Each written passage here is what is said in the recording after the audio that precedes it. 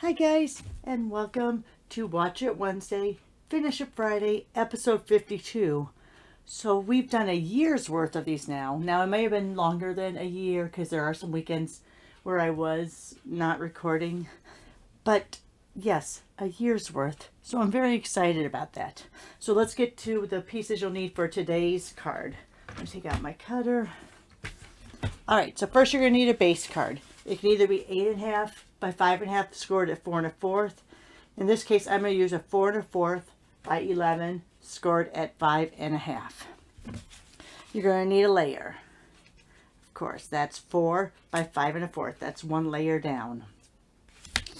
And then you're going to want a 5 1/4 by some width base. Extra piece. I think on this I'm going to do, because I want to stay in the subtles area, I think, you know what, maybe I'll switch these around. Let me look at those two.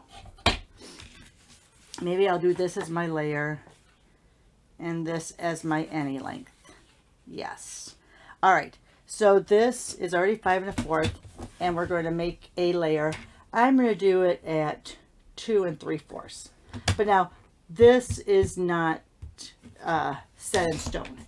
As long as it's 5 1/4, it can be any width. Alright. Then we're going to do a bunch of crazy little layers. They're all going to be 3/4 of an inch long, wide. So you can go ahead and cut that. And you could go down to 7/8 on this if you wanted to. But we're going to stay with 3 1/4 for now. 3/4 for now. Just so you guys can see the concept. And then you can always tweak it to whatever lengths you want after that. Let's see. This last one. Alright. So I always cut them down first to the 3/4. Then you're going to leave one at 3 inches.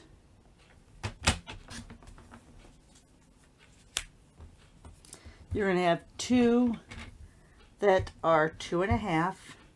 So since these are fairly thin, you can butt them up right against one another and cut them at the 2.5.